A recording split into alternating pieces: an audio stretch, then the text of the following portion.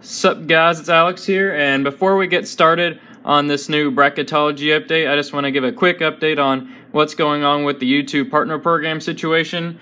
As most of you guys know, if you don't have 1,000 subscribers and 4,000 hours of watch time within the past 12 months, by February 20th, then you will no longer be a part of the YouTube partner program.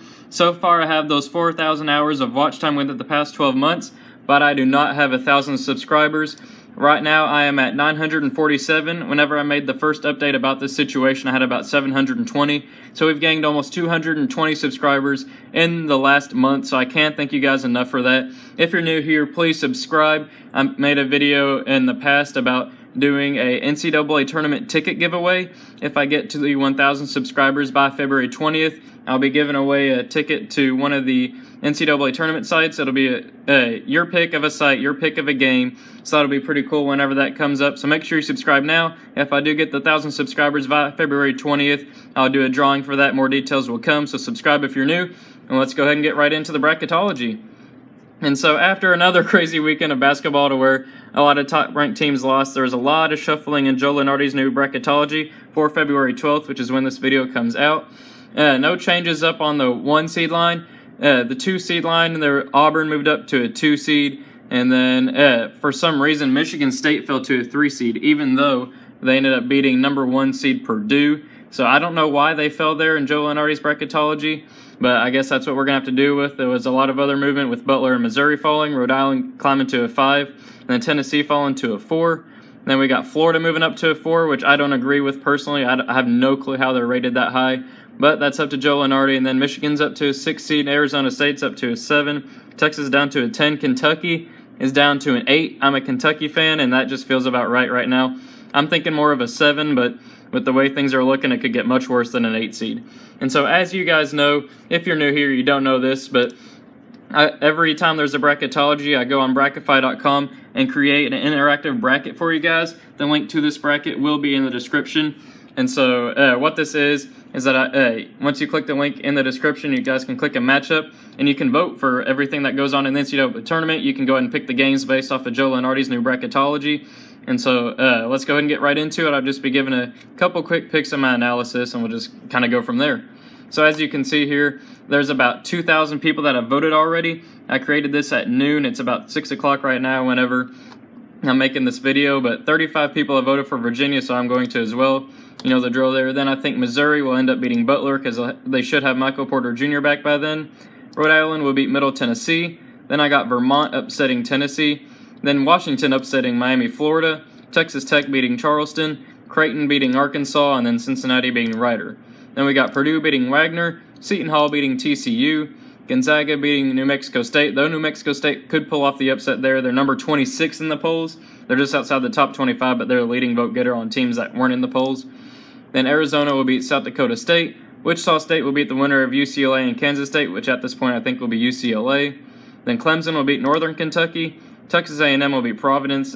Only 2 people have voted for Providence in that matchup. Then Kansas will beat UC Santa Barbara.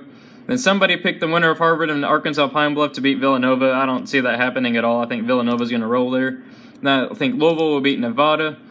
Oklahoma will beat Louisiana Lafayette. Florida will beat East Tennessee State, a rematch of last year's first round matchup. Or I guess second round matchup. And then St. Mary's will beat the winner of USC and NC State, which I think will be NC State. Michigan State will beat Belmont. Alabama will beat Houston. And Duke will beat Bucknell. Then Xavier will beat UNC Asheville. Kentucky will beat Florida State. West Virginia will beat Loyola Chicago. Ohio State will beat Buffalo. Michigan will beat Virginia Tech.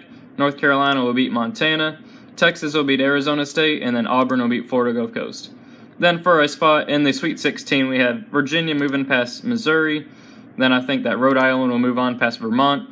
Texas Tech will beat Washington. I think Cincinnati will beat Creighton.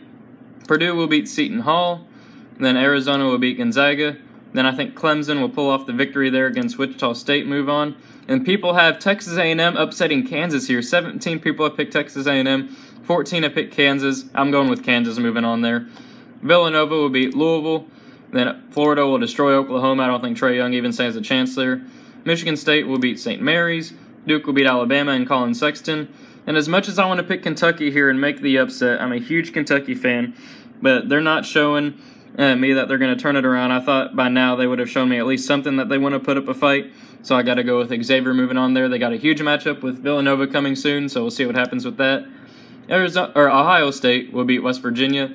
Then Michigan will lose to North Carolina. Then Texas will lose to Auburn. I think Auburn's going to win there, though most people have Texas beating them. Then Virginia will beat Rhode Island to move to the Elite Eight. Texas Tech will beat Cincinnati. Purdue will beat Arizona. Then Clemson will beat Kansas. Then Villanova will beat Florida. Michigan, oh wow, look at this. 23 people have picked Michigan State over 6 people picking Duke. So I got Michigan State moving on there as well with Miles Bridges and Jaren Jackson.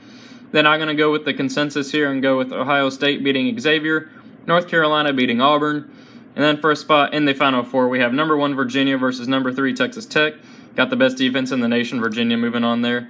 Purdue will beat Clemson. Michigan State will beat Villanova. Wow, people don't even think this will be close. So we got Michigan State moving on there. Then Ohio State, I think, will beat North Carolina. Virginia and Purdue, I got Virginia moving on. Michigan State and Ohio State, going to go with what happened earlier in the season. I honestly don't remember what happened earlier in the season. I want to say that Ohio State beat Michigan State. Don't quote me on that.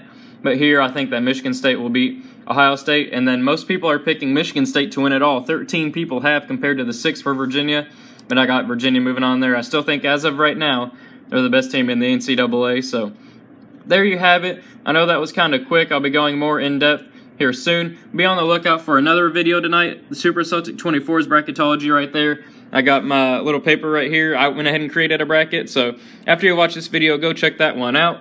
And I hope you guys enjoyed. Make sure to like and subscribe if you're new, or if you enjoyed the video. Comment your reactions and your own thoughts about it. Make sure you subscribe. And I will see you guys later. Thanks for watching.